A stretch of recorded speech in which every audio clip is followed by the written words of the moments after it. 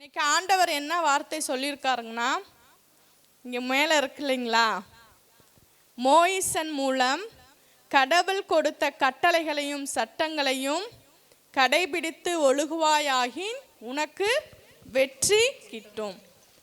ஆண்டவருடைய கட்டளைகளையும் சட்டங்களையும் கடைபிடித்தால் தான் என்னவா நமக்கு வெற்றி கிடைக்கும். கட்டளை எதுக்காக ஆண்டவர் கொடுத்துருக்கிறாரு, அதை ஏன் நம்ம கடைபிடிக்கணும்? கட்டளை தேவன் கொடுத்த ஒன்று. அந்த யாரு தான் எழுதி கொடுத்தார் மோயிசன்ட்ட? ஆண்டவர் தான் அவருடைய கையினால என்ன செஞ்சாரு, எழுதி கொடுத்தார். அவர் நமக்கு 10 கட்டளைகளை என்ன செஞ்சாரு, கொடுத்திருக்கிறார். அந்த 10 கட்டளைகளை 2 கட்டளையாகவும் ஆண்டவர் என்ன செஞ்சிட்டாரு, மாற்றிட்டாரு. அது எதற்காக நமக்கு கொடுக்கப்பட்டிருக்கிறதுனா, நாம் பாவத்திலிருந்து விடுதலை பெற வேண்டும். பாவத்திலிருந்து விடுதலை பெற வேண்டும், பாவத்தை விட்டு விலகி இருக்க வேண்டும் சொல்லி தான் ஆண்டவர் என்ன செஞ்சிருக்காரு, நமக்கு கட்டளைகளை கொடுத்திருக்கிறார். இந்த வருடத்தில் ஆண்டவர் அநேக காரியங்களை நமக்கு என்ன செய்வேன் இருக்காரு, வெற்றியே தருவேன் இருக்காரு. சொன்னாருங்களா, மாதாந்திர ஜப கூட்டத்தில் நம்ம கையிட்டு செய்கிற ஒவ்வொரு காரியத்திலையும் ஆண்டவர் என்ன செய்ய போறாரு, இந்த வருடம் எல்லாமே வெற்றி தான். கடன் பிரச்சனை இருந்தாலும் கடன்ல இருந்து ஒரு தீர்வை கொடுத்து ஆண்டவர் ஒரு வெற்றி என்ன செய்ய போறாரு, தர போறாரு. நம்மளுடைய ஊழியத்துல என்ன செய்ய போறாரு, ஆண்டவர் ஒரு வளர்ச்சியை கொடுத்து அதிலையும் நமக்கு ஒரு வெற்றி என்ன செய்ய போறாரு, தர போறாரு. புதிதாய் ஒரு தொழில் தொடங்கினாலும் அதையும் ஆண்டவர் என்ன செய்வேன் இருக்காரு, ஆசீர்வதித்து அதிலும் நீ வெற்றி பெறுவான்னு சொல்லியிருக்காரு. இந்த வருடத்துல நம்ம எதை செஞ்சாலுமே என்னதான் ஆக போறோம், வெற்றி அடைய போறோம். அதற்கு நம்ம வெற்றி அடையணும்னா நாம முதல்ல என்ன செய்யணும், எல்லா காரியத்திலும் ஆண்டவர் வெற்றி தருவேன்னு சொல்லிட்டாரு. அந்த வெற்றியை நம்ம பெற்றுக்கொள்ளணும்னா என்ன செய்யணும்னா, கடவுளுடைய கட்டளைகளை என்ன செய்யணும், கடைபிடிக்கணும். கடவுளுடைய கட்டளைகளை கடைபிடித்தால்தான் ஆண்டவர் நமக்கு என்ன செய்வாரு, வெற்றி தருவாரு. அதை கடைபிடிக்கவில்லை என்றால் என்ன நடக்கும், அதுக்கு ஆப்போசிட். அப்படியே என்னது, வெற்றிக்கு ஆப்போசிட்டு தோல்வி. நம்ம எதை செஞ்சாலும் என்னதான் ஆகும், தோல்விதான் உண்டாகும். அப்போ கடவுளுக்கு பிரியமான காரியங்களை நம்ம செய்ய என்ன செய்யணும், முயற்சி செய்யணும். கடவுளுக்கு பிரியமான காரியம் என்னதுன்னா, அவருடைய கட்டளைகளை கடைபிடித்து அவருக்கு பிரியமான மகளாய் வாழ வேண்டும் என்பதுதான் கடவுள் நம்மை கொண்டு என்ன செய்கிறாரு, விருப்பமாக இருக்கிறாரு. கடவுளுடைய கட்டளையை கடைபிடிச்சா நம்ம வெற்றி பெற முடியுமா? கண்டிப்பாக என்ன செய்ய முடியும், வெற்றி பெற முடியும். கடவுளின் கட்டளைகளை கை கொள்கிறவன் கடவுளை என்ன செய்கிறான், பின்பற்றான். அவன் கடவுளுடைய கட்டளையை கடைபிடிக்கும் போது ஆண்டர் வழியாக என்ன செய்கிறான், செல்றான். அவன் பாவ சூழ்நிலையை விட்டு என்ன செய்கிறான், விலகி போகிறான். மோயிசனுடைய காலத்துக்கு முன்னாடி 10 கட்டளைகள் இருந்துச்சானா? இல்லை. அதற்கு முன்னாடி எல்லாருமே எப்படிப்பட்டவங்க தான் இருந்தாங்க, பாவம் செஞ்சுக்கிட்டு அக்கிரமம் செஞ்சுக்கிட்டே தான் என்ன செஞ்சாங்க, இருந்தாங்க. மோயிசனுடைய காலத்தில் தான் ஆண்டவர் என்ன செஞ்சாரு, 10 கட்டளைகளை கொடுத்து மனிதன் இப்படித்தான் வாழ வேண்டும் என்று என்ன செஞ்சாரு, சட்ட திட்டங்களை கொண்டுட்டு வந்திருக்காரு. அந்த 10 கட்டளையை நம்ம கடைபிடிச்சாதான் என்ன செய்ய முடியும், பரலோக ராஜ்யத்திற்குள்ளாக நுழைய முடியும். அதில் ஒன்று கடைபிடிக்கலைனாலும் நம்ம என்ன தான் செய்வோம், பாவத்தில் விழுந்து ஆண்டவரிடத்தில் போய் என்ன செய்ய முடியாது, சேர முடியாது. 10 கட்டளையை கடைபிடிப்பதில் கருத்தாக இருக்கணுமா? எப்படி இருக்கணுமா? கருத்தாக இருக்கணும். இப்போ ஸ்கூலுக்கு போகிறவங்களாம் எடுத்துக்கோங்களே, 8:30 மணிக்கு ஸ்கூலுக்குள்ளே இருக்கணும், அப்படி தானே? 8:30 மணிக்கு போனாதான் நம்ம மேலே எந்த ஒரு ரீமார்க்கும் என்னால் இல்லை. அதே ஒரு 8:40 8:50 லேட்டாக போனால் என்ன செய்வாங்க, திட்டுவாங்க. இது ஸ்கூலுடைய ரூல்ஸ், அவங்களுடைய கட்டளை. இத்தனை மணிக்கு ஸ்கூலுக்குள்ளே வரணும், இத்தனை மணிக்கு நீ வெயிட்டை விட்டு என்ன செய்யணும், ஸ்கூலை விட்டு நீ வெளியே போகணும். அதை அப்படி கரெக்டாக கடைபிடிச்சாதான் ஸ்கூலில் ஒரு நல்ல பேர் என்ன செய்வாங்க, தருவாங்க. நம்ம டெய்லியுமே லேட்டாக போனால் என்ன செய்வாங்க, நம்மளை கொஞ்சுவாங்களா, திட்டுவாங்க. ஒரு நாள் சொல்லி பார்ப்பாங்க, 2 நாள் சொல்லி பார்ப்பாங்க, 3ஆம் நாள் உங்கள் அம்மா அப்பா கூட்டிகிட்டு வா, நீ டெய்லி என்ன லேட்டாக வர, கம்ப்ளைண்ட் பண்ணுவாங்களா இல்லையா? அதே போல தான் நம்மளுடைய வாழ்க்கையிலையும் ஆண்டவருடைய கட்டளையை கடைபிடிப்பதை என்ன செய்யணும், கருத்தாக இருக்கிறணும்.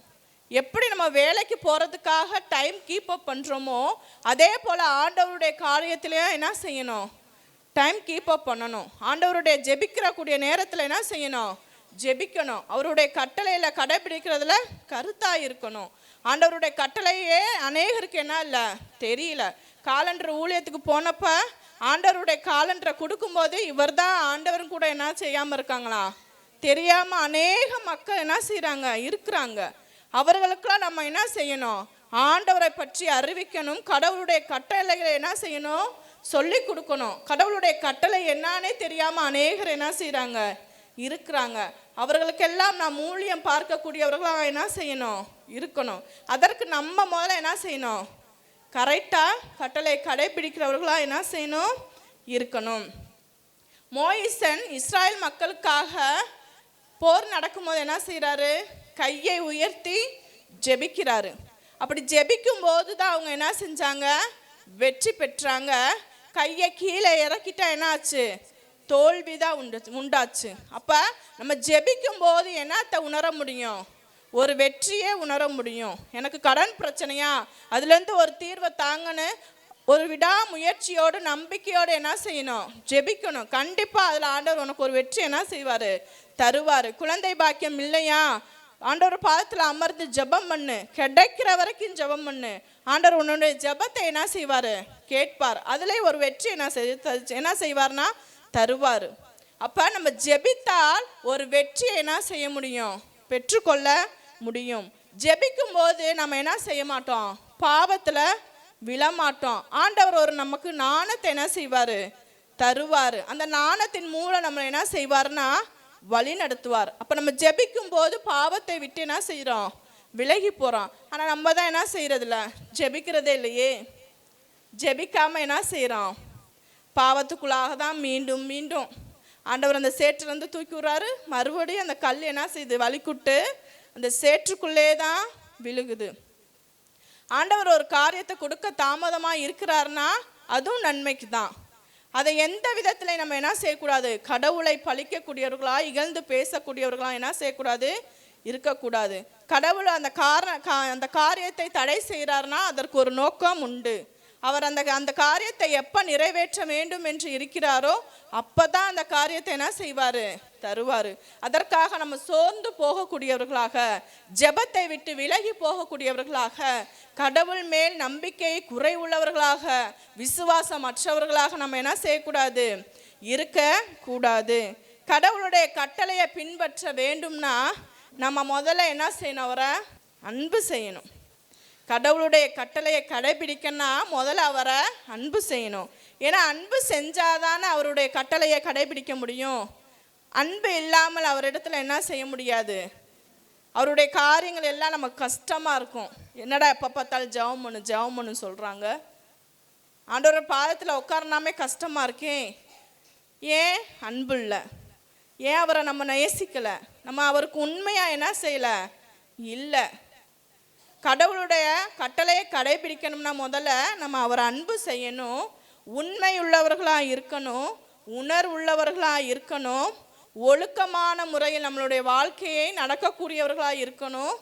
அப்படி நம்ம இந்த காரியங்களெல்லாம் கடைபிடித்து வாழ்ந்தோமானால், கடவுளுடைய கட்டளை கடைபிடிப்பதனால் ஆண்டவர் அநேக ஆசீர்வாதத்தால் என்ன செய்வார், நம்மை நிறைப்பார். Price the Lord. முதலாவதாக கடவுளை அன்பு செய்யணும். 1 அருளப்பர் 3:7-8 வரைக்கும் வாசிங்க. ஆண்டவர் நமக்கு கட்டளை கொடுத்துருக்குது பழையது தான், புதியது ஒன்றுமே இல்லை. பழைய கட்டளை தான் ஆண்டவர் இன்னுமே என்ன செய்ய சொல்றாரு, பின்பற்ற சொல்றாங்க. ஆண்டவருடைய கட்டளையை பின்பற்றணும்னா அவரை அன்பு செய்யணும். அன்பு தான் யாரு, கடவுள். கடவுள் தான் அன்பு. அன்பு செய்யாதவன் கடவுளை என்ன செய்ய மாட்டான், அறிய மாட்டான். ஆண்டவர் 10 கட்டளையை கொடுத்துருக்கிறாரு, அதை 2 கட்டளையாக மாற்றிட்டாரு. ஒன்று, என்னை என்ன செய்ய, அன்பு செய்.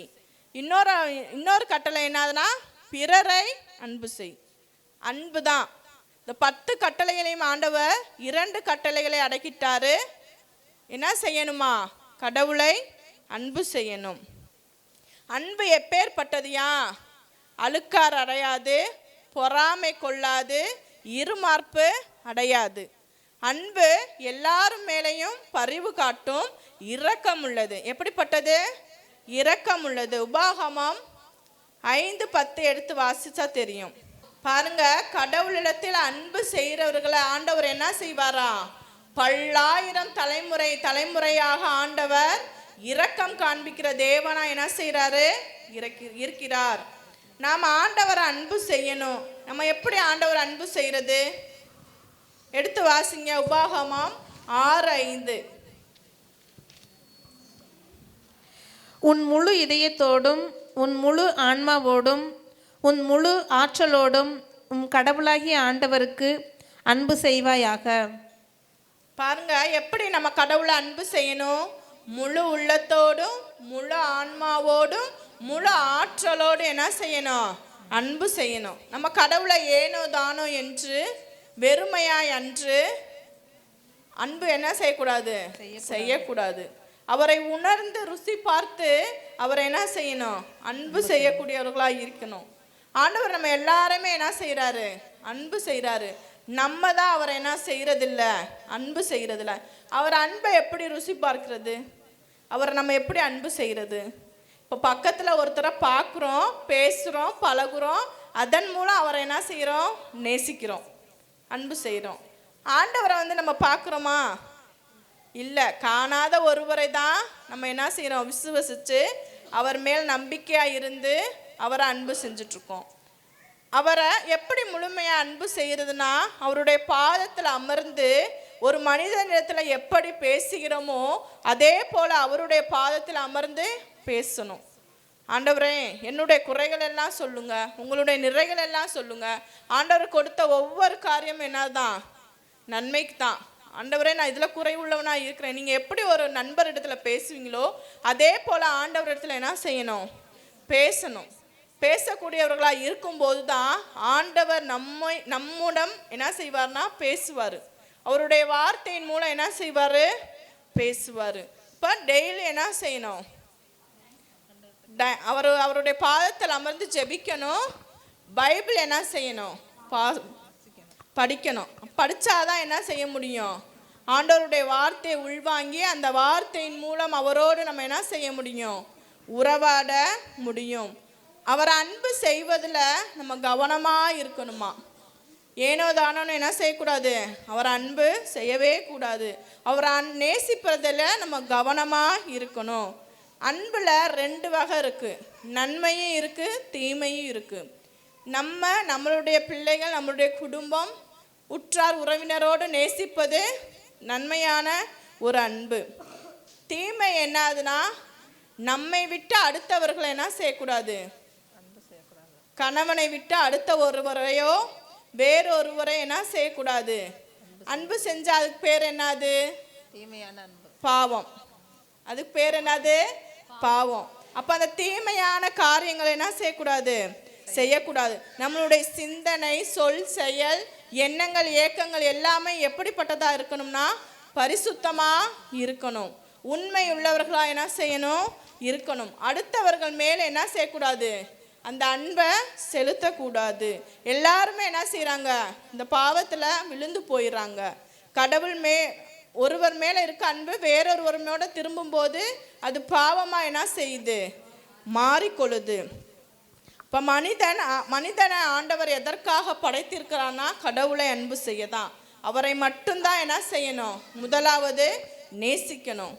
எடுத்து வாசிங்க. உபாகமம் 7:9. உன் கடவுளாகிய ஆண்டவர் வலிமையும் உண்மையும் பொருந்திய கடவுள் என்றும் அவர் தமக்கு அன்பு செய்து தம்முடைய கட்டளைகளை கடைபிடிப்பவர்களுக்கு 1000 தலைமுறைகள் வரையிலும் தமது உடன்படிக்கையையும் இரக்கத்தையும் காக்கிறவர் என்றும் தம்மை பகைக்கிறவர்கள் மேல் அவர் உடனே பழிவாங்கி அவர்களுடைய தகுதிக்கு ஏற்றபடி அவர்களுக்கு சரியான தண்டனை வழங்க சற்றும் தாமதியாமல் அந்நேரமே அவர்களை அழிக்கிற கடவுள் என்றும் அறிய கடவாய். அவர் அன்பு செஞ்சா நம்ம என்ன செய்யப்படுவோம்? வாழ்வு பெறுவோம். அவரை விட்டு விலகினால் என்ன செய்ய முடியும்? சாவுதான், அழிவுதான் என்ன செய்யுமா? நேரிடும். 1 அருளப்பர் 5 2:3. நாம் கடவுளுக்கு அன்பு செய்து அவருடைய கட்டளைகளை கடைபிடிக்கும்போது கடவுளுடைய மக்களுக்கும் அன்பு செய்கிறோம் என்பது தெளிவாகிறது. அவருடைய கட்டளைகளை கடைபிடிப்பதே கடவுள் அன்பு. அவருடைய கட்டளைகள் நமக்கு சுமை அல்ல. ஏனெனில் கடவுளிடமிருந்து பிறந்தவன் எவனும் உலகை வெல்கிறான். Praise the lord. Praise the lord. அவரை அன்பு செய்வது நமக்கு கடமை, நமக்கு என்ன இல்லை, சுமை அல்ல. ஆண்டவரை அன்பு செய்யணுங்கிறது நம்ம ஒவ்வொரு மேலும் வைத்திருக்கிற ஒரு கடமை, அது நமக்கு சுமை அல்ல. அப்போ கடவுளிடம் பிறந்த எவனும் என்ன செய்யணும், கடவுளை அன்பு செய்தால் உலகை வெல்கிறான். நமக்கு வெற்றி உண்டா இல்லையா? எதன் மூலம்? கடவுளை அன்பு செய்வதன் மூலம் நம்ம என்ன செய்ய போகிறோம், கடவுளிடத்திலிருந்து வெற்றி பெறுகிறோம். கடவுளிடம் இருந்து பிறந்த எவனும் என்ன செய்கிறான், வெற்றியை அடைகிறான். 1 அருளப்பர் 3:24. அவருடைய கட்டளைகளை கடைபிடிப்பவன் அவருள் நிலைத்திருக்கிறான், அவரும் அவனுள் நிலைத்திருக்கிறார். அவர் நம்முன் நிலைத்திருக்கிறார் என்பதை அவர் நமக்கு அருளிய ஆவியினால் அறிகிறோம். பாருங்க, கடவுளுடைய கட்டளையை கடைபிடித்து நாம் அவருக்குள்ளாக நிலைத்திருக்கிறோம். எதன் மூலமாக? கடவுளுடைய ஆவியானவர் மூலம். எல்லாருமே அந்நிய பாஷை வச்சுருக்கோமா இல்லையா? அந்த அந்நிய பாஷையின் மூலம் தான் ஆண்டவரோடு என்ன செஞ்சிட்ருக்கோம், உறவாடிக்கிட்டு இருக்கோம். அவரோடு என்ன செய்கிறோம், பேசிக்கிட்டு இருக்கோம். எண்ணில் அடங்காத காரியங்களை ஆவியானவர் நமக்குள்ளாக இருந்து என்ன செய்வார், நமக்காக பரிந்து பேசக்கூடியவர்களாக என்ன செய்கிறாரு, இருக்கிறார். அப்போ கிறிஸ்துவின் ஆவியை ஒவ்வொருவரும் என்ன செஞ்சுருக்கிறோம், பெற்றிருக்கிறோம். அந்த ஆவியின் தன்மையை பொறுத்தே ஒவ்வொருவருக்கும் என்ன செய்ய முடியும், கடவுளுடைய கட்டளை நீங்கள் எப்படி கடைப்பிடிக்கிறீங்க, எப்படி அவரை அன்பு செய்கிறீங்கன்னு ஆண்டவர் என்ன செய்வார், அறிந்து கொள்ளுவார். Price the Lord. 2வது உண்மை. அவருடைய வார்த்தை தான் என்னது, அவருடைய வார்த்தை தான் என்னது, உண்மை. நானே வழியும் சத்தியமும் ஜீவனுமா இருக்கிறேங்கிறாரு. எல்லாமே யார் தான், ஆண்டவர் தான், அவருடைய வார்த்தை தான். அவருடைய வார்த்தை எப்படி உண்மை உள்ளதா இருக்கிறதோ அதே போல நாமும் எப்படிப்பட்டவர்களாக இருக்கணுமா, உண்மையுள்ளவர்களாக இருக்கணுமா. விண்ணும் மண்ணும் ஒளிந்து போனாலும் தேவனுடைய வார்த்தை என்ன செய்யாது, மாறாது. முன் இந்த பைபிள் 2000 வருடங்களுக்கு முன்னாடி என்ன செஞ்சாங்க, எழுதி வைத்தாங்க. ஆனால் அப்போ என்னென்ன காரியங்கள் ஆண்டவர் சொன்னாரோ அந்த அழிவுகள் எல்லா விதமான காரியம் என்ன செஞ்சிட்ருக்கு, இப்போ நம்மளுடைய நடைமுறை வாழ்க்கையில் நடந்துக்கிட்டு இருக்கு. அப்போ அவருடைய வார்த்தை எப்படிப்பட்டது, உண்மையுள்ளது. அந்த உண்மையுள்ள வார்த்தையை நம்ம கடைபிடிக்க நாமும் உண்மையுள்ளவர்களாக என்ன செய்யணும், இருக்கணும். ஆண்டவருடைய வார்த்தை அனுதினமும் உட்கொள்கிறவர்களாக என்ன செய்யணும், இருக்கணும். 1 அருளப்பர் 18:37. பிலாத்து அவரை நோக்கி, அப்படியானால் நீ அரசன்தானா என்று கேட்க, இயேசு, அரசன் என்பது நீர் சொல்லும் வார்த்தை. உண்மைக்கு சாட்சியம் கூறுவதே எனது பணி. இதற்காகவே பிறந்தேன், இதற்காகவே உலகிற்கு வந்தேன். உண்மையை சார்ந்தவன் எவனும் எனது குரலுக்கு செவி மடிக்கிறான் என்றார். பாருங்க, உண்மை உள்ளவன் எவனும் ஆண்டவருடைய வார்த்தைக்கு என்ன செய்வான், செவி கொடுப்பான். உண்மை இருந்தால் தான் அவருடைய வார்த்தையை கேட்டு என்ன செய்ய முடியும், அது நம்மளுடைய வாழ்க்கையில் செயல்படுத்த முடியும். உண்மை இல்லாமல் ஆண்டவருடைய வார்த்தையை என்ன செய்ய முடியாது, கடைபிடிக்கவே முடியாது. அவருடைய கட்டளையை கடைபிடிப்பது நமக்கு எப்படி இருக்கும், கஷ்டமாக என்ன செய்யும் இருக்கும்.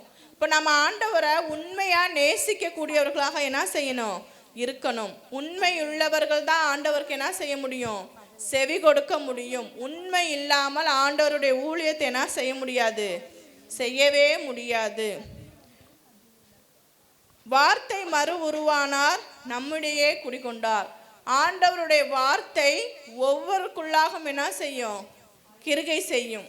அவருடைய வார்த்தை ஒவ்வொருவரை என்ன செய்யும், ஆளுகை செய்யும். ஒவ்வொரு நாளும் நமக்கு தேவையான ஞானத்தை தந்து நம்மளை வழிநடத்தக்கூடியது என்னதான், கடவுளுடைய வார்த்தை. ஆண்டவர் நமக்கு அநேக நன்மைகளை என்ன செஞ்சுருக்காரு, செஞ்சுக்கிட்டே இருக்கிறாரு. ஆனால் அதை நம்ம மறந்துட்டு ஆண்டவருக்கு எப்படிப்பட்டவங்களாக இருக்கோம், உண்மையற்றவர்களாக, உணர்வில்லாதவர்களாக, நன்றியற்றவர்களாக என்ன செய்கிறோம்? இருக்கிறோமா இல்லையா? ஆண்டவர் எவ்வளவோ காரியங்களை செஞ்சுருக்கிறாரு, எவ்வளவோ நன்மைகளை செஞ்சுருக்காரு. ஆனால் எல்லாத்துக்குமே ஆண்டவருக்கு நம்ம உண்மையாக இருக்கிறோமானா? இல்லை. எனக்கு ஒரு பிரச்சனை, எனக்கு ஒரு கஷ்டம், எனக்கு ஒரு காரியம் நடக்கலைன்னா அதில் சோர்ந்து போய் ஆண்டவரை விட்டு விலகி, ஆண்டவர் மேலே ஒரு பற்று இல்லாமல், ஒரு உணர்வு இல்லாமல் என்ன செய்கிறோம்? ஆண்டவரை விட்டு விலகி போகக்கூடியவர்களாக தான் என்ன செய்கிறோம்? இருக்கிறோம். ஆண்டவர் செய்த நன்மை எல்லாத்தையுமே அந்த நேரத்தில் என்ன செஞ்சிடறோம்? மறந்து போயிடுறோம். ஆண்டவருக்கு நன்றி செலுத்துறதே என்ன இல்லை. ஆண்டவர் ஒரு காரியத்தை உனக்கு கொடுக்குறாருன்னா அது ஒரு நன்மைக்காக தான் இருக்கும். அந்த காரியத்தின் மூலம் ஆண்டவர் என்ன செய்வார்? ரெட்டிப்பாக ஆசீர்வதிக்க கூட இருப்பார். அந்த சோதனை எதுக்கு கொடுக்குறாரு? நீ அதில் நிலைத்து நிற்கிறாயா இல்லையா, எனக்கு உண்மையாக இருப்பியா இல்லையா அப்படிங்கிறது தான். அப்போ ஆண்டவருடைய பாதத்தில் நம்ம எப்பயுமே எப்படிப்பட்டவங்களாக தான் இருக்கணும்? உண்மை உள்ளவர்களாக தான் இருக்கணும். இந்த கொரோனா டைமில் பிரதருக்கு உடம்பு சரியில்லாதப்ப ஆண்டவருடைய பாதத்தில் அமர்ந்து என்ன செய்வோம்? ஜெபம் பண்ணிக்கிட்டே இருப்போம். ஆண்டவரை எப்படியாவது சரி பண்ணிடுங்க, எப்படியாவது குணப்படுத்திடுங்க, ஒரு விடுதலை தாங்க ஆண்டவரேன்னு சொல்லிட்டு. அந்த நேரத்தில் ஆண்டவருடைய பாதத்தில் அமர்ந்து ஜெபிக்கலைன்னா நம்ம உண்மை உள்ளவர்கள் ஆண்டவருக்கு என்ன செய்ய முடியாது? காண்பித்திருக்க முடியாது. அந்த ஜெபத்தின் மூலம் ஆண்டவர் என்ன செஞ்சார்? ஒரு விடுதலையும் கொடுத்து நல்லதொரு சுகத்தை என்ன செஞ்சார்? தந்தார். அப்போ ஒரு துன்பம் வந்துச்சு, உயிரையும் இழக்கக்கூடிய ஒரு சூழ்நிலை என்ன செஞ்சிச்சு? ஆண்டவர் தந்தார். அந்த நேரத்திலே ஆண்டவருக்கு நம்ம உண்மை உள்ளவர்களாக இருக்கும்போது ஆண்டவர் அதை என்ன செய்வார்? 2 தடையாக என்ன செய்வார்? ஆசீர்வதிப்பார். நம்ம உணர்வு உள்ளவர்களாக இருக்கணும். ஒவ்வொரு நாளும் ஆண்டவர் நமக்கு செய்கிற நன்மைக்கு என்ன செய்யணும்? நன்றி செலுத்தக்கூடியவர்களாய் இருக்கணும். சீராக் 11:14-17 வரைக்கும் வாசிங்க. நன்மையும் தீமையும், வாழ்வும் சாவும், வறுமையும் செல்வமும் கடவுளிடமிருந்து உண்டாகின்றன. ஞானமும் நற்போதகமும் கட்டளைகளின் அறிவும் கடவுளிடமிருந்து வருகின்றன. அன்பும் நற்செயல்களும் அவரிடமிருந்தே உண்டாகின்றன. தவறும் இருளும் பாவிகளுக்கு ஏற்பட்டன. ஏனென்றால் பாவத்தில் மகிழ்ச்சி அடைகிறவர்கள் முதுமையிலும் பாவத்திலேயே நிலை கொள்வார்கள். கடவுளுடைய அருள் நீதிமான்கள் மேல் நிலைத்திருக்கின்றது. அவருடைய தயவு அதை பெருகச் செய்கிறதுனால் நீதிமான் நித்திய பேற்றை பெறுவான். பாருங்க, நன்மையும் தீமையும், வாழ்வும் சாவும், வறுமையும் செல்வமும் யாரிடமிருந்து தான் வருதான்? கடவுளிடம் இருந்து தான் வருது. எல்லா விதமான காரியங்களையும் ஆண்டவர் தான் என்ன செய்கிறாரு? நமக்கு தருகிறார். ஞானமும் நற்போதகமும் கட்டளைகளின் அறிவும் கடவுளிடமிருந்தே வருகிறது. கடவுளுடைய கட்டளைகளை கடைபிடிக்கணும்னா அதற்கு ஒரு ஞானம் என்ன செய்யணும்? நமக்கு வேணும், ஒரு அறிவு வேண்டும். அந்த அறிவை நம்ம கடவுளிடத்திலிருந்து பெற்று கொண்டால்தான் அவருடைய கட்டளை கடைபிடித்து நாம் என்ன செய்ய முடியும்? அவருக்கு உண்மை உள்ளவர்களாய் வாழ முடியும். கடவுளுடைய அருள் நீதிமான் மேல் நிலைத்திருக்கும். அவருடைய தேடுகிற பிள்ளைகள் மீது கடவுளுடைய இரக்கம் என்ன செய்யும்? எப்பொழுதுமே இருக்கும். அதனால் நம்ம என்ன செய்ய முடியுமா? நித்திய பேற்றை என்ன செய்ய முடியும்? பெற்றுக்கொள்ள முடியும். ஆண்டவரே சொல்லியிருக்காரு, நாசியில் சுவாசம் உள்ள மனிதனை என்ன செய்யாத, நம்பாத அப்படின்னு. இருக்கா இல்லையா? ஆனால் நம்ம எல்லாருமே அப்படி தானே, நாசியில் சுவாசம் உள்ள மனிதர் தானே நம்ம எப்படிப்பட்டவங்களாக இருக்கிறோம்? பொய்யர்களாக இருக்கிறோம். ஆண்டவருக்கு உண்மையா என்ன இல்லை. ஆனால் இனிமேல் அப்படி என்ன செய்யக்கூடாது? இருக்கக்கூடாது. ஒவ்வொருவரும் கடவுளுடைய அன்பை ருசி பார்த்து அவருக்கு உண்மையுள்ள பிள்ளைகளாக நம்ம என்ன செய்யணும்? இருக்கணும். அவருடைய கட்டளைகளை நம்ம கடைபிடித்து ஆண்டவருக்காக ஊழியம் செய்யக்கூடியவர்களாக நம்ம என்ன செய்யணும்? வாழணும். 3வது ஒழுக்கம். மத்தேயு 5:20 எடுத்து வாசிங்க. உங்களுக்கு சொல்லுகிறேன், மறைநூல் அறிஞர் பரிசேயர் இவர்களில் ஒழுக்கத்தை விட உங்கள் ஒழுக்கம் சிறந்திராவிட்டால் விண்ணரசு சேர மாட்டீர்கள். Price the Lord. ஒழுக்கமா நம்ம இல்லைன்னா என்ன செய்ய முடியாதா? விண்ணரசில் சேர முடியாது. அதுக்கு மேலே உள்ளதெல்லாம் வீட்டில் எடுத்து வாசித்து பாருங்க, அது தெளிவாக புரியும். ஒழுக்கத்தோடு இருந்தால் தான் நம்ம என்ன செய்ய முடியும்? கடவுளோடு சேர முடியும். நம்ம ஆண்டவருடைய ஆலயத்துக்கு போகும்போது நல்ல ஒரு உடை அணிந்து முக்காடிட்டு என்ன செய்யணும்? பெண்களாக இருக்கிற நம்ம எல்லாருமே என்ன செய்யணும்? முக்காடிட்டு தான் ஆண்டவருடைய ஆலயத்துக்கு என்ன செய்யணும்? போகணும். அதுதான் தேவனுடைய ஒழுக்கம். ஆண்டவருடைய காரியத்தில் நீ இப்படித்தான் இருக்கணும்னா அதுதான். அப்படிப்பட்ட காரியங்களை கடைபிடிக்கும் போது அது ஒரு கடவுளுடைய ஒழுக்கம். சாத்தான் நம்மளை என்ன செய்கிறான்? சோதிக்கிறான். பலவிதமான கவர்ச்சியான மாயையான இச்சையான என்ன செய்கிறான்? காரியங்களை தூண்டுறான். சத்தியத்தை என்ன செய்கிறான்? புரட்டி போடக்கூடிய ஒரு காரியமாக செய்கிறான். என்ன செய்கிறான்? பாவ காரியத்துக்குள்ளே நம்ம போய் மாட்டிக்கிற மாதிரி என்ன செய்கிறான்? நம்ம ஒழுக்கத்திற்கு கேடான காரியங்களை தூண்டி விடுறான். என்ன செய்கிறோம்? ஆடைகளை இப்போ என்ன செய்கிறாங்க? எல்லாரும் அரைகுறை தான். அப்படி தானே? கண்டிப்பாக உண்மையானது தான். ஆண்களுடைய பெண்கள் அணியக்கூடாது. பெண்களுடைய உடை யாராவது ஆண்கள் அணிந்திருக்காங்களாயா? ஆனால் ஆண்களுடைய உடையை எல்லாருமே என்ன செய்கிறாங்க? பெண்கள் அணிகிறாங்க. ஆண்டவரே சொல்லியிருக்காரு, ஆண்களின் உடையை என்ன செய்யக்கூடாது? பெண்கள் அணியக்கூடாதுன்னு சொல்லியிருக்காரு. ஆனால் இப்போ உலகம் மாறி போச்சு. இப்போ அதுதான் ஃபேஷன் ட்ரெண்டிங். ஆண்களுடைய பெண்கள் போட்டுட்டு நல்லா ஸ்டைலாக மேக்கப்லாம் பண்ணிட்டு இருக்கிறாங்க. அப்போ அது ஒரு சில பாவம். கடவுளுக்கு ஒழுக்கத்திற்கு கேடான என்னது? பாவம். பெண்கள் அப்படி இருக்கக்கூடாது. அதை தான் ஆண்டவர் என்ன செய்கிறாரு? விரும்புகிறாரு. ஆண்டவர் பெண்கள் இப்படித்தான் வாழணும், இப்படித்தான் இருக்கணும்னு என்ன செய்கிறாரு? விரும்புகிறார். ஃபுல்லாகவே என்ன செய்யணுமா? நம்மளுடைய ஆடை கவர் பண்ணி தான் இருக்கணும். எந்நேரமும் என்ன செய்யணுமா? முக்காடிட்டு தான் இருக்கணுமா. மாதாமா பார்த்துருக்கோம்ல, எத்தனை ஸ்டில் பார்த்துருக்கோம். அவங்கள முக்காடு இல்லாமல் நம்ம பார்த்துருக்கோமா? அவங்க முகத்தை தவிர, இந்த கையை தவிர வேற எதையுமே நம்ம என்ன செஞ்சுருக்க முடியாது. நாமளும் அதே போல தான் என்ன செய்யணுமா? இருக்கணும். அதுதான் ஆண்டவருக்கு பிரியமான என்னது? ஒழுக்கம். ஆனால் வீட்டுக்குள்ளே இருக்கும்போது முக்காடு போட்டே தான் இருக்கணும்னு சொல்லி ஒரு சட்டம் கூட இருக்கான். எங்கள் வீட்டுக்காரர் சொல்லியிருக்கார், பிரதர் சொல்லியிருக்காங்க, வீட்டுக்குள்ளே இருந்தாலும் முக்காடு போட்டே இருப்பல, சாப்பாடு போடும்போது வேலை செய்யும்போது அது மாதிரி அப்படின்னு. அப்போ நான் அதை போங்க அப்படிலாம் செய்ய முடியாது, என் நேரம் பார்த்தாலும் முக்காடு போட்டுருந்தா ஏதாவது சொல்லுவாங்க அப்படின்னு நினச்சேன். அப்புறம்தான் தெரியும், மாதாமாவோட புக்கை படிக்கும்போது மாதாமா எந்நேரமும் சூசேப்பருக்கு சாப்பாடு பரிமாறும்போது என்ன தான் செய்வாங்களாம்? எந்நேரமும் முக்காடு போட்டே தான் என்ன செய்வாங்களாம்? கணவருக்கான பணிவிடைகள் எல்லாத்தையும் என்ன செய்வாங்களாம். நாமும் அப்படிப்பட்டவர்களாக என்ன செய்யணுமா? வாழணும். எந்நேரம். ஆனால் இப்போ நம்மளால் என்ன செய்ய முடியாது? முக்காடிட்டு இருக்க முடியாது. இருந்தாலும் நம்மளுடைய ஆடை விஷயத்தில் என்ன செய்யணும்? கவனமாக இருக்கணும்.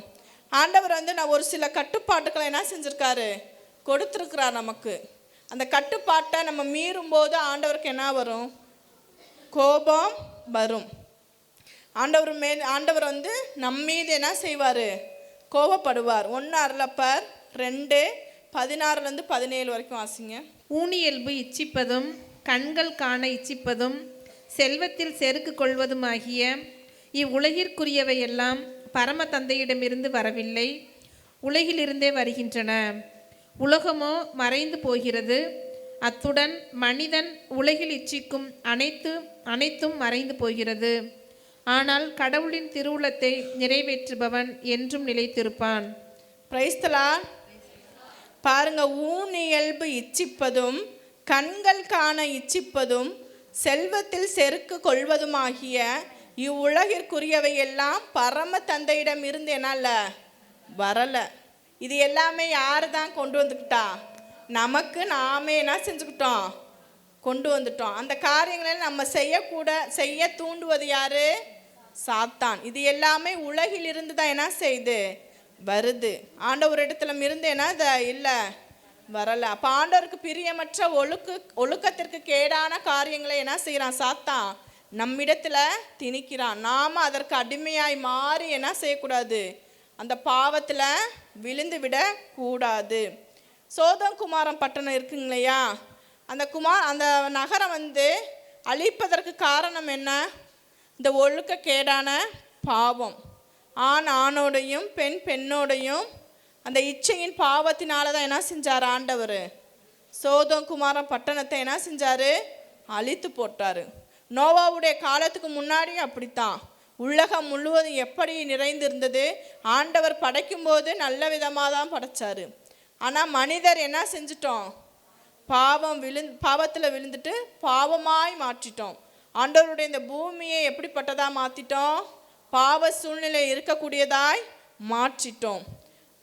அதனால் ஆண்டவர் என்ன செஞ்சார்? ஒழுக்கக்கேடான பாவம், அநேக பாவங்களை செய்யவும் ஆண்டவர் என்ன செஞ்சார்? நோவாவுடைய காலத்திலையும் உலகத்தை அழித்தார். அப்போ பாவம், ஒழுக்கக்கேடான பாவம் என்னது? அருவருக்கத்தக்கது. ஆண்டவர் என்ன செய்ய மாட்டார்? அதை விரும்ப மாட்டார். இன்றைக்கு ஒழுக்கத்திற்கு கேடான பாவம் எதுயா? இன்றைய காலகட்டத்தில் ஒழுக்கத்திற்கு கேடான பாவம் என்னதுன்னா செல்ஃபோன் தான். அதில் எதை போட்டாலும் என்ன செய்யலாம்? பார்க்கலாம். உனக்கு என்ன தேவை இருக்கோ, என்ன நீ பார்க்கணுன்னு நினைக்கிறியோ, என்ன காரியம் நீ தெரிஞ்சுக்கணும்னு நினைக்கிறியோ போடு. அதுக்கு ஒரு விஷயம் மட்டும் சொல்ல மாட்டான், அதுக்கு 10 விஷயம் என்ன செய்யும் வரும். நம்ம தொலைவி பார்க்கலாம் தேவையில்லை. நிறைய காரியங்களை அடுக்கடுக்காக என்ன செஞ்சுருப்பான்? கொடுத்துருப்பான். இன்றைய உலகத்தில் பெண் பிள்ளைகள் கெட்டு போவது எதனால்னா செல்ஃபோனில் நெட்டு வேற இருக்குது. நம்ம பேசாமல் எதை வேணாலும் போட்டு என்ன செய்யலாம்? பார்க்கலாம். அதுவும் ஒழுக்கத்திற்கு கேடான ஒரு பாவம்தான். நம்ம செல்ஃபோனில் எதை பார்க்குறோன்னு நம்ம என்ன செய்ய முடியாது? பார்க்க முடியாது. நம்ம ஒரு நல்ல விஷயமா பார்த்துக்கிட்டு இருந்தால் கூட அதில் ஒரு கெட்ட காரியம் வந்துடும். சாத்தான் அதை நம்ம பார்க்கக்கூடிய ஒரு சூழ்நிலை என்ன செய்கிறான்? கொண்டு வரான். அப்போ அந்த செல்ஃபோனை நம்ம யூஸ் பண்ணுறதுலையும் என்ன செய்யணும்?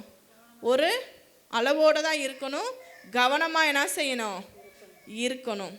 அதை பிள்ளைகளை பெற்றோர் கவனமாக என்ன செய்யணும்? செல்ஃபோன்லேருந்து விலக்கியே என்ன செஞ்சுருக்கணும்? வைச்சிருக்கணும். அது தாய்மார் ஒவ்வொருவருக்கும் என்னது? தலையாகிய ஒரு கடமை. அதில் தேவையற்றதெல்லாம் என்ன செய்கிறாங்க? நம்மளுடைய பிள்ளைங்க பார்க்குறாங்க, அதற்கு அடிமையாய் மாறிடுறாங்க. செல்ஃபோன் இல்லாமல் அந்த காலத்துலலாம் பார்த்தீங்கன்னா தெருவாக அலைஞ்சு, ரோடாக அலைஞ்சு தான் என்ன செய்வாங்க? பிள்ளைகளுக்கு சாப்பாடு ஊட்டுவாங்க. ஆனால் இப்போ என்ன ஆயிடுச்சு? செல்லை கையில் கூட சோறை ஊட்டு, செல்லை மறுபடியும் பிடுங்கி வச்சுக்கிறது. செல்ஃபோன் இருந்தால் தான் சாப்பிடுவேன், செல்ஃபோன் இருந்தால் மட்டும்தான் என்னுடைய வேலையெல்லாம் என்ன செய்வேன் அப்படிங்கிறதுக்கு உலகம் என்ன செஞ்சிருச்சு? மாறிடுச்சு. இந்த உலகமே எதனால் மூழ்கி கிடக்குதுன்னா செல்ஃபோன். அந்த பாவத்துக்குள்ளாக தான் என்ன செஞ்சுருக்கோம்? மூழ்கி இருக்கிறோம். அதிலிருந்து நம்ம என்ன செய்யணும்? நம்மளுடைய பிள்ளைகள் எல்லாம் கவனமாக வச்சுக்கணும். அந்த செல்ஃபோனுக்கு நம்ம அடிமை ஆகாதபடி என்ன செய்யணும்? கவனமாக இருக்கணும். பிரம்பை கையால் எடுக்காத தகப்பன் பிள்ளையை என்ன செய்ய முடியாதா? ஒழுக்கத்தோடு வளர்க்க முடியாது. நம்ம சொல்லி சொல்லி பார்த்தாலும் கேட்க மாட்டாங்க. இதே குச்சியை எடு என்ன செய்வாங்க? பயந்து அந்த காரியத்தை செய்ய மாட்டாங்க. செஞ்சால் அம்மா அடிப்பாங்க, அப்பா அடிப்பார் அப்படின்னு. இப்போ பிரம்பை கையில் எடுத்தாதான் என்ன செய்ய முடியும்? ஒரு ஒழுக்கத்திற்கு பிள்ளைகளை வளர்க்க முடியும். அது நம்ம பெண் பிள்ளையாக இருக்கிற நம்ம எல்லாரும் என்ன செய்யணும்னா கவனமாக இருக்கணும். நம்ம ஆடை அணிவதிலையும், நம்ம உட்காருவதிலையும், எழுந்திருப்பதிலும், ஆண்களிடத்தில் பேசுவதிலும் நம்ம என்ன செய்யணுமா? கவனமாக இருக்கணும். ஒழுக்கக்கேடான பாவத்தில் நம்ம என்ன செஞ்சிடக்கூடாது? விழுந்துடக்கூடாது. அது எல்லாருமே தான், திருமணம் ஆனவங்களும் சரி, திருமணம் ஆகாதவங்களும் சரி, எல்லாருமே ஒழுக்கக்கேடான பாவத்திற்குள்ளாக என்ன செய்யக்கூடாது? விழுந்துடக்கூடாது. ஒழுக்கக்கேடான பாவங்களை செய்கிறவர்களை ஆண்டவர் என்ன செய்கிறாரு? அருவருக்கிறார். ஒழுக்கக்கேடான இச்சை சாவுக்கு உரியது. ஒழுக்கக்கேடான இச்சை என்னது? சாவுக்கு உரியது. ரோமர் 1:25-32 வரைக்கும் வாசிங்க. அவர்கள் கடவுளின் உண்மையை பொய்யாக மாற்றினர். படைப்பு பொருட்களுக்கு வழிபாடும் ஊழியமும் செய்தனர். படைத்தவரை மறந்தனர். அவரோ என்றென்றும் போற்றுதற்குரியவர். ஆமென். ஆதலால் கடவுள் அவர்களை வெட்கக்கேடான இச்சைகளுக்கு கையளித்து விட்டார். பெண்கள் இயல்பான முறையை விட்டு இயல்புக்கு மாறாக நடந்து கொண்டனர்.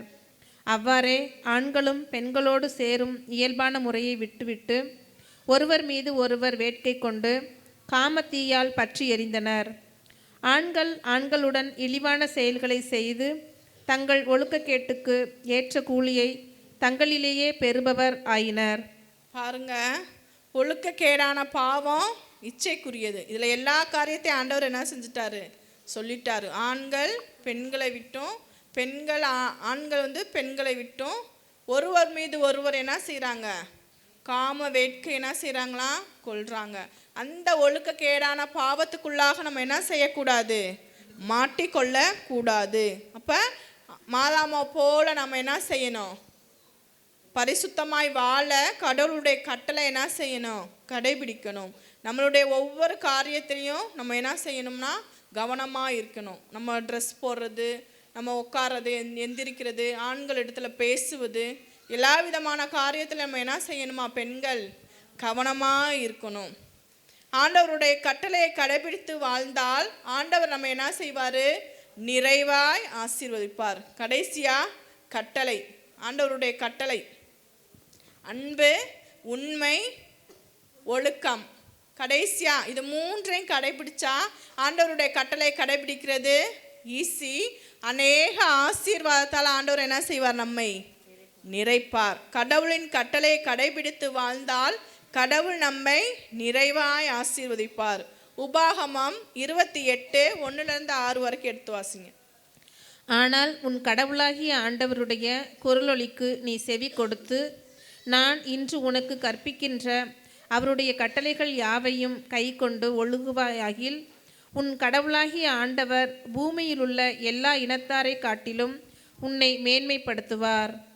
நீ அவருடைய கட்டளைகளுக்கு அடங்கி நடந்தால் இப்பொழுது சொல்லப்படும் இந்த ஆசீர்களெல்லாம் உன்மேல் வந்து உன்னை விட்டு நீங்க மாட்டா. நீ நகரத்திலும் ஆசீர் பெற்றிருப்பாய், வெளியிலும் ஆசீர் பெற்றிருப்பாய். உன் கருவின் கனியும் உன் நிலத்தின் பயனும் உன் மிருக உயிர்களின் பெருக்கமும் உன் மாட்டு மந்தைகளும் உன் ஆட்டு மந்தைகளும் ஆசீர் பெற்றிருக்கும். உன் களஞ்சியங்களும் உனக்கு மிஞ்சி கிடக்கும் பொருட்களும் ஆசி பெற்றிருக்கும். நீ வருகையிலும் ஆசீர் பெறுவாய், போகையிலும் ஆசீர் பெறுவாய். Price the lord. கடவுளுடைய வார்த்தைக்கு செவி கொடுத்து அவருடைய கட்டளைகளை கடைபிடித்து வாழ்வோமானால் என்ன செய்யப்படுமா, இந்த ஆசீர்வாதங்கள் பூரா நம்மேல் தங்கும். எல்லா விதமான ஆசீர்வாதத்தை ஆண்டவர் என்ன செய்வார், நம்மேல் பொழிவார். நம்ம போகும்போதும் ஆசீர் பெற்றிருப்போமா, வரும்போதும் பெற்றிருப்போமா. இப்போ எல்லா விதமான ஆசீர்வாதத்தாலே ஆண்டவர் என்ன செய்வார், நம்மை நிறைப்பார். எதன் மூலம், அவருடைய குரலுக்கு செவி கொடுத்து கடவுளுடைய கட்டளையை கடைபிடிக்கும் போது ஆண்டவர் என்ன செய்வார், நம்மை நிறைவாய் ஆசீர்வதிப்பார். அதில் 28:9 வாசிங்களே. நீ உன் கடவுளாகிய ஆண்டவருடைய கட்டளைகளை கை கொண்டு அனுசரித்து அவருடைய வழிகளில் நடப்பாயாயின் அவர் உனக்கு ஆணையிட்டபடியே உன்னை தமக்கு புனித இனமாக ஏற்படுத்துவார். Praise the lord. கடவுளுடைய கட்டளைகளை கை கொண்டு அவருடைய வழியில் நம்ம நடப்போமானால் நம்மளுடைய இனத்தையே என்னவா மாற்றிடுவாராம், புனித இனமாய் மாற்றிடுவாராம். இப்போ நம்ம பரிசுத்தமாக வாழணும், கடவுளுடைய கட்டளையை கடைபிடித்து வாழ்ந்தாதான் நம்ம என்ன செய்ய முடியும், பிள்ளைகளுக்கு சொல்ல முடியும். அவங்க பிள்ளைங்க பிள்ளைகளோட பிள்ளைக்கு. அப்போ தலைமுறையாக ஆண்டவருடைய கட்டளை பற்றி சொல்லி கொடுத்து அதை கடைபிடித்து வாழ்ந்தால்தான் நம்மளுடைய இனம் என்னவாக மாறும், புனித இனமாக மாறும். அதற்கு நம்ம எல்லாருமே என்ன செய்யணும், கடவுளுடைய கட்டளையை கடைபிடிக்கணும். சங்க திருவுரை ஆகமம் 8:5. அவருடைய கட்டளையை கை கொண்டு ஒழிகிறவனுக்கு எந்த தீங்கும் வராது. காலம், மறுமொழி ஆகியவற்றை ஞானிகள் கண்டறிவார்கள். பாருங்க, கடவுளுடைய கட்டளையை கடைபிடித்தோம்னா நமக்கு எந்த தீங்குமே என்ன செய்யாதான், வராது. அதில் 8:12 வாசிங்க.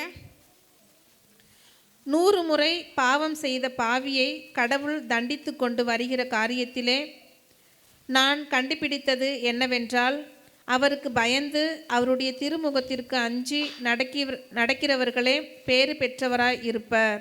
பாருங்க, கடவுளுக்கு பயந்து அவருடைய கட்டளைகளை கடைபிடிக்கிறவர்கள் எப்படிப்பட்டவர்களாய் இருப்பார்களாம்?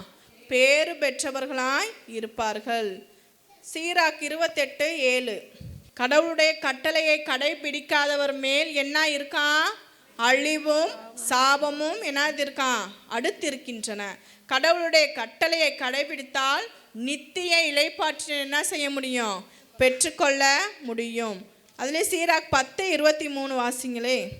கடவுளுக்கு பயந்து நடக்கும் மனித இனம் உயர்த்தப்படும், ஆண்டவருடைய கட்டளைகளை அசட்டை செய்யும் இனமோ அவமதிக்கப்படும். கடவுளுக்கு பயந்து அவருடைய கட்டளைகளை நம்ம கடைபிடிக்கப்படும் நம்மளுடைய இனம் எப்படிப்பட்டதா இருக்குமா? ஆண்டவர் முன்னிலையில உயர்த்தப்படுமா?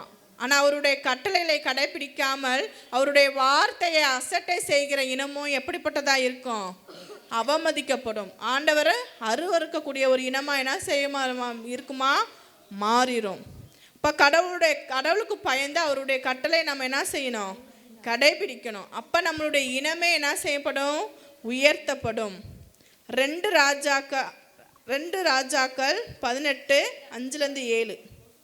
அவன் தன் இஸ்ராயேலின் கடவுளாகிய ஆண்டவரின் மேல் முழு நம்பிக்கை வைத்தான்.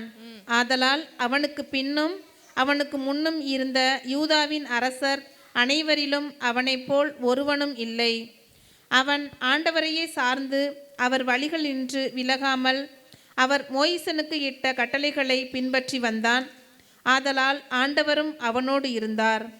அவன் தான் எடுத்துக்கொண்ட காரியங்கள் யாவற்றிலும் ஞானத்துடன் நடந்து கொள்வான். ஆண்டவர் நம்மோடு இருக்கிறார் என்று என்ன செய்யணும்? உணரணும். கடவுளுடைய கட்டளையை பின்பற்றி வந்தால் நம்ம என்ன செய்ய முடியும்? நம்ம எடுத்த காரியம் எல்லாவற்றிலும் என்ன செய்ய முடியுமா? வெற்றி பெற முடியும். ஆண்டவர் ஒரு நல்லதொரு நாணத்தை என்ன செய்வாரா? நமக்கு தருவார்.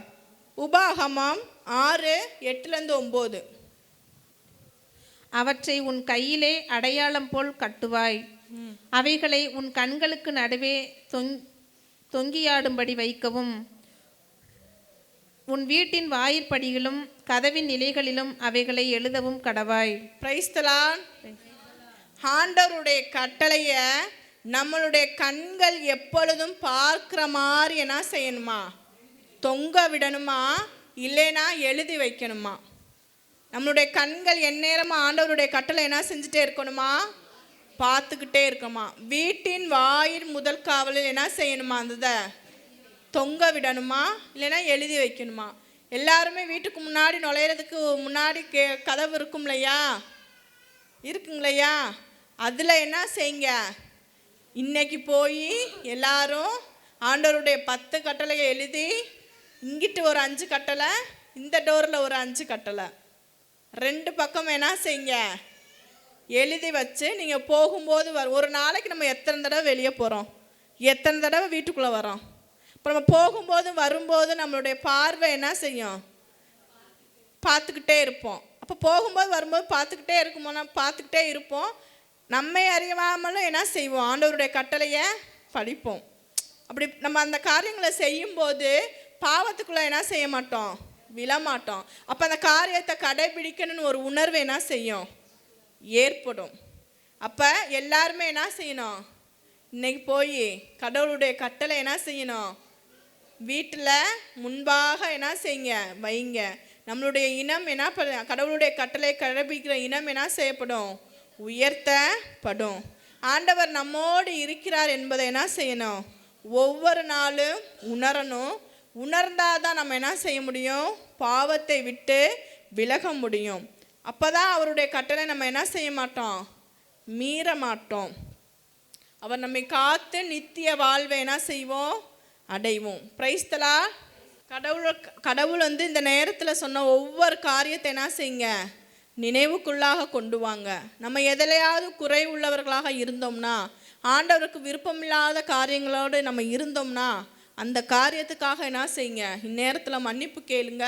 ஆண்டவர் ஒரு விடுதலை என்ன செய்வார்? கண்டிப்பா தருவார். ஏன்னா நம்மை முற்றிலும் ஆண்டவர் என்ன செஞ்சிருக்காரு? அறிந்திருக்கிறார். ஆராய்ந்து அறியக்கூடிய தேவன் அவர்.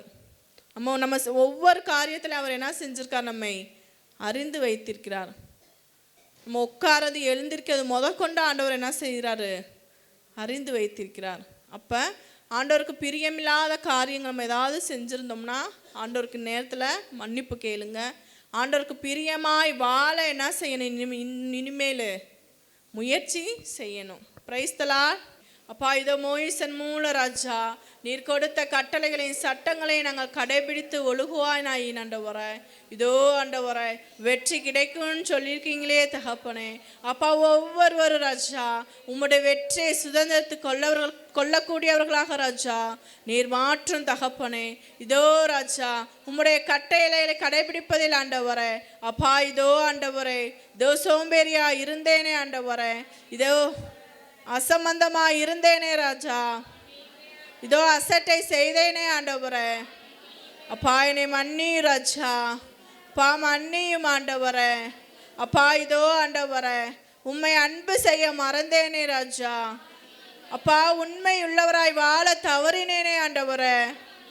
அப்பா, ஒழுக்க கேடான பாவத்திற்குள்ளாக மாட்டிக்கொண்டேனே ஆண்டவரே. என் சிந்தனையால் அதை யோசித்தேனே ஆண்டவரே. சிந்தனையால் யோசித்தாலே பாவம் செய்யாயிற்று என்று சொன்னீங்களே ராஜா. இதோ என் சிந்தனையால் நான் விபச்சாரம் வேசித்தனம் செய்தேனே ஆண்டவரே. அப்பா, நீர் அருவருக்கக்கூடிய பாவத்தை செய்தேனே ராஜா. என்னை மன்னி ராஜா. இதோ முதல் கட்டளை கடைபிடிப்பதிலே ஆண்டவரே. அப்பா, இதோ சோம்பேறியாய் அசம்பந்தமாய் இருந்தேனே ஆண்டவரே, மன்னியும் ஆண்டவரே. அப்பா, இதோ ஆண்டவரே, இனிமேல் ஆண்டவரே உம்முடைய கட்டளையை கடைபிடிப்பதில் ஆண்டவரே இதோ நான் கவனமாய் இருக்கும்படியாக நல்லதொரு நாணத்தை நீர் எனக்குள்ளாக வைத்திடும்படியாக இயேசு சுவாமி இந்நேரமே நீர் ஆசீர்வதிக்கும்படியாக நீர் ஒப்பு கொடுக்கிற ராஜா. இதோ கட்டளைகளை கடைபிடித்து வாழ்ந்தால் இதோ நித்திய பேற்றை அடைவாயின்னு சொல்லியிருக்கீங்க ராஜா. அப்பா, நாங்கள் ஒவ்வொரு ராஜா உம்முடைய கட்டளைகளை கடைபிடித்த ஆண்டவரே அந்த நித்திய வாழ்வினை அடைந்திட ராஜா நீர் கிருபை செய்தருளும்படியாக நீர் ஒப்பு கொடுக்கிற ராஜா. இதோ நீ சொல்லப்பட்ட ஒவ்வொரு ஆசீர்வாதம் ஆண்டவரே அப்பா எங்கள் மேல் தங்குவதாக ஆண்டவரே. எதில் நாங்கள் குறைவுள்ளவர்களா இருக்கிறோம் ஆண்டவரே அதை நீ நிறைவாய் மாற்றும்படியாக நீர் ஒப்பு கொடுக்கிற ராஜா. அப்பா, ஒவ்வொரு தகப்பனே உமக்கு கீழ்ப்படிந்து ராஜா உம்முடைய வார்த்தைக்கு செவி கொடுத்த ஆண்டவரே உம்முடைய கட்டளைகளை கடைபிடித்து வாழக்கூடிய பிள்ளைகளாக ஆண்டவரே நீர் ஒவ்வொருவரையும் ஆசீர்வதியும் ஆண்டவரே. மாற்றுங்க ராஜா. ஒவ்வொரு மேலாக உம்முடைய ஆசீர்வாதத்தை இந்நேரமே பொழுந்திடும்படியாக ஆண்டவரே இந்நேரம் ஒப்பு கொடுத்து என் ஜெபங்கள் ஒவ்வொன்றையும் இயேசு கிறிஸ்துவின் நாமத்தினாலும் ஈடு இணையற்ற அன்னை மரியாவின் நாமத்தினாலும் கேட்கிறோம். எங்கள் ஜெபம் கேளும் ஜீவனுள்ள நல்ல தகப்பனே. Price the Lord.